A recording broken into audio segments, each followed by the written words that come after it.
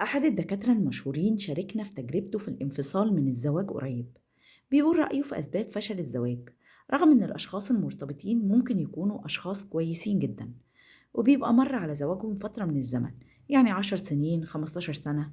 فجأة بتلاقي أحد الطرفين مش قادر يكمل في العلاقة.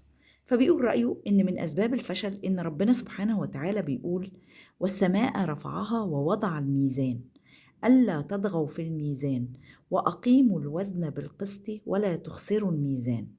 ووضع الميزان هنا يعني جعل في الكون نظام دقيق مبني على العدل والتوازن، حتى في العلاقات بين الناس. بيقول إن العلاقة لو ما فيهاش توازن فأنت أكيد هتخسر.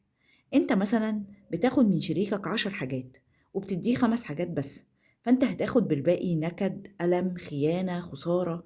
يعني كده كده أنت هتدفع تمن الحاجات اللي أنت أخدتها من الشريك الآخر. وسواء كانت العلاقة استمرت أو ما استمرتش فهي هتبقى فاشلة، لأنك هتبقى مستنفذ بالألم والنكد. وبما إن إحنا كبشر محتاجين بعض، فلازم كل واحد فينا وهو داخل العلاقة يكون عارف الحاجات اللي هو محتاجها من الطرف الآخر، ويبقى عارف احتياجات الطرف الآخر، وعليه إن هو يبدأ يوفي احتياجات الطرف الآخر الأول، علشان خاطر لما ياخد الحاجات اللي هو محتاجها يبقى هو مسبق بالخير والطرف الأول في العطاء. ومن ضمن الأخطاء الشائعة اللي بتخلينا مش واخدين بالنا من فكرة التوازن، إن ساعات بيتهيأ لنا إن إحنا عشان مبسوطين من تصرف معين فالطرف الآخر مبسوط زينا. يعني مثلا أنت قررت يوم الجمعة تخرج تفسح مراتك، فبتاخدها وتروح تقضي الوقت مع أصحابك وعائلتهم أو مع أهلك. أنت مبسوط علشان أنت وسط أهلك أو وسط أصحابك، إنما هي ممكن تكون جاية معاك بس علشان تجاملك.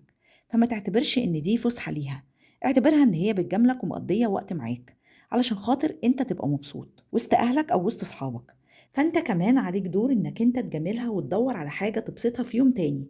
حابة إن هي تخرج معاك لوحدها، حابة إن هي تروح أنت وهي تزوروا أهلها وتقضوا الوقت مع أهلها، يعني زي ما هي جاملتك أنت كمان تجاملها علشان هي تبقى سعيدة. ونشرح الموضوع كمان بطريقة مادية.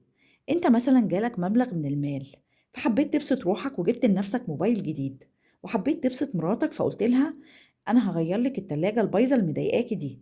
لا، أنت كده ما أسعدتهاش هي، أنت جايب حاجة عامة مشتركة بينكم، حاجة للبيت هي التلاجة.